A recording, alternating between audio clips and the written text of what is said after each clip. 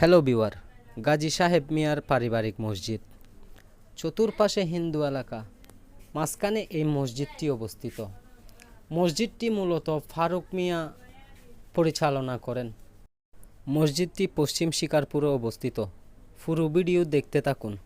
পুত্র ওনার সাথে মোহাম্মদ ফারুক ভাইয়ের সাথে আমরা কথা বলে এই বিষয়টি জানতে পারলাম যে মসজিদের জায়গাও এই ফারুক ভাইয়ের পিতা নাকি দান করে গেছেন।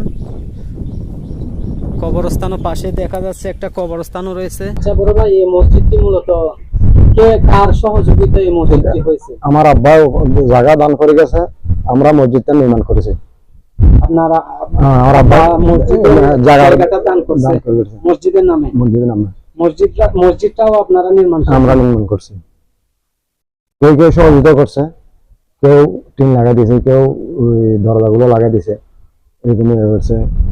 বেশিরভাগ সিমেন্ট হলের এদিকে লোকেরাও দিছে, করে দিছে।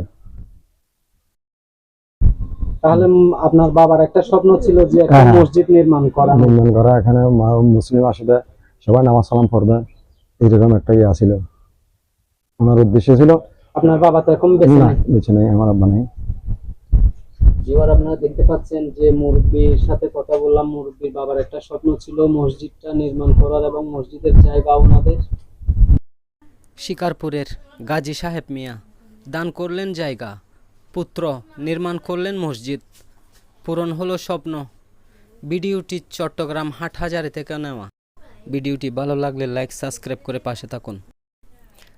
হ্যালো ভিউয়ার, গাজী সাহেব মিয়ার পারিবারিক মসজিদ। চতুর্পাশে হিন্দু এলাকা, মাঝখানে এই মসজিদটি অবস্থিত। মসজিদটি মূলত ফারুক মিয়া পরিচালনা করেন। মসজিদটি পশ্চিম শিকারপুরে অবস্থিত। পুরো ভিডিও দেখতে থাকুন। পুত্র ওনার সাথে মোহাম্মদ ফারুক ভাইয়ের সাথে আমরা কথা বলে এই বিষয়টি জানতে পারলাম যে মসজিদের জায়গাও এই ফারুক ভাইয়ের পিতা নাকি দান করে গেছেন।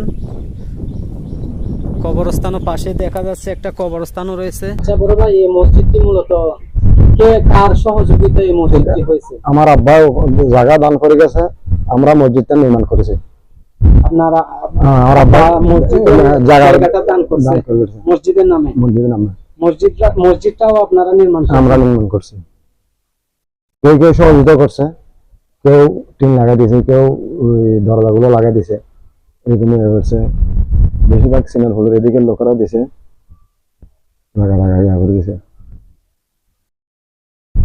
তাহলে আপনার বাবার একটা স্বপ্ন ছিল যে একটা মসজিদ নির্মাণ করা, এখানে মুসলিম আসবে।